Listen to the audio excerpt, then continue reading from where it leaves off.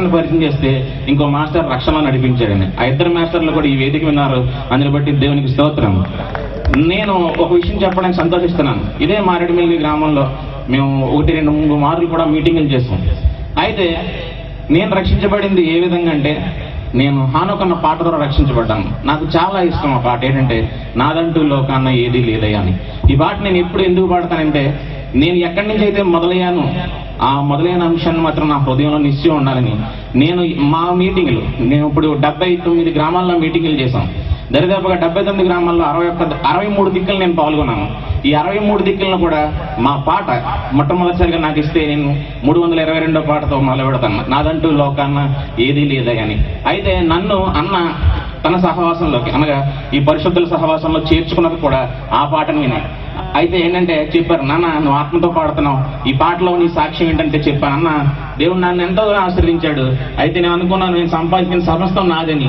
కానీ నాకు తెలిసిన విషయం ఏంటంటే, నాదంటూ లోకన్నా ఏదీ లేదని. అప్పుడు నేను చెప్పాను, దేవా నువ్వు నాకు ఇచ్చి నేను పోగొట్టుకున్నాను కనుక, అవన్నీ నువ్వు ఇచ్చినవే కనుక మళ్ళీ నాకేమని అడిగాను. ఈరోజు దేవుడు అంటే నేనున్న సమస్య అన్నింటిలోకి నేను బయటకు వచ్చానని చెప్పను, కానీ నాకు నా దేవుడు మాత్రం నెమ్మదిని, శాంతిని, సమాధానం ఇచ్చాడు. అందుకని బట్టి దేవుని స్తోత్రం. అయితే నా ఈ విశ్వాస జీవితంలో నేను చాలా ప్రదేశాలు దాటుకుంటూ ఇక్కడికి వచ్చాను. అయితే ఏంటంటే, నేను చెప్పే సాక్ష్యం నిజమో కాదో నా దేవునికి తెలుసు. అలాగే నేను చెప్పే సాక్ష్యానికి ఒక కార్బన్ కూడా ఉండాలి. ఆ కార్బన్ ఎవరో కాదు, హానోక్ అన్నే. నేను ప్రతి వారం ఒకసారి ఫోన్ చేస్తాను. అందరూ ఏమనుకున్నారంటే, రవిగాడు అయిపోయాడు, ఉన్న డబ్బులన్నీ మీటింగులకి పెట్టాడు, దేవుణ్ణి నమ్ముకుని పాడైపోయాడని చాలా మంది మాట్లాడారు.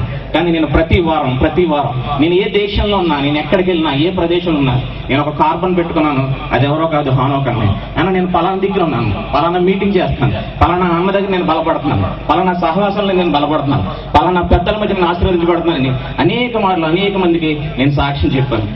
నా ఈ చిన్న సాక్ష్యం ఏంటంటే, దయచేసి ఎవరు కూడా కృపను వ్యర్థపరుచుకోవద్దు.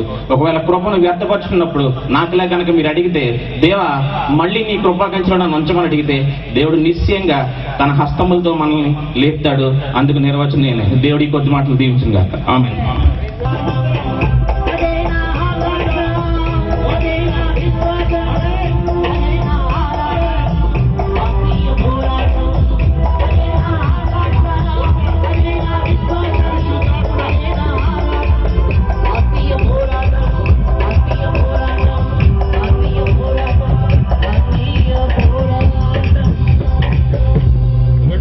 ఒక్కసారి పైకెత్తి దేవునికి స్తోత్రాలు చేద్దామా?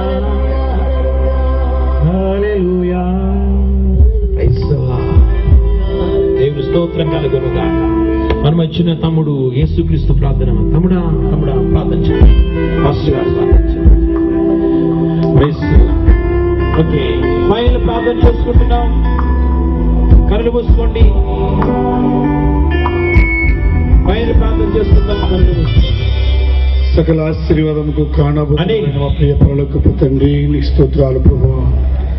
ఈ రాత్రి ప్రభువా నైనా ఈ కూడికి అద్భుత రీతిగా ప్రభావ జరిగించారు మాట్లాడడానికి స్తోత్రాలు చెల్లిస్తున్నాం ప్రభా.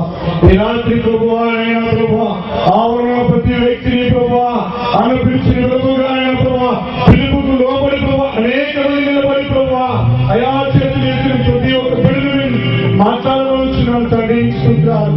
అయ్యా అనుభవంలోకి రావడానికి సహాయం కలిగి అయ్యా వాక్యానికి అనుగుణంగా జీవించగలిగిన జీవితాన్ని ప్రతి వ్యక్తికి దయచేయవలసిన ప్రభావిస్తున్నారు. అయ్యా ప్రభావ ఈ అనుభవం లేక ప్రార్థన అనుభవం లేక ప్రభావ మొదలించే అనుభవం లేక నీతో మాట్లాడే అనుభవం లేక అనేక రక్షించబోతున్నారు ప్రభావిస్తున్నారు. నేను కూడా క్రైస్తవులు అనిపిస్తున్న వారు ప్రభావ క్రీస్తుని కలిగిన వారిగా ఉండలేదు ప్రభావ. అయ్యా కలిగిన వ్యక్తిగా ప్రభావ మాట్లాడుతున్నారు. ఈ ప్రాణంలో యువతను ప్రతి వారి కలుసు ఈ ప్రతి వ్యక్తిని దర్శించబడుతున్నారు.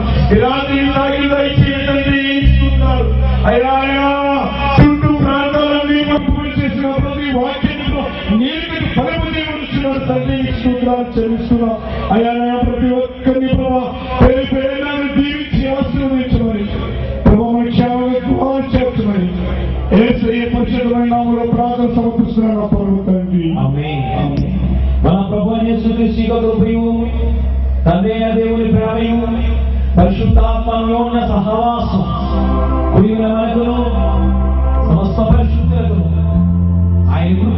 సహాయము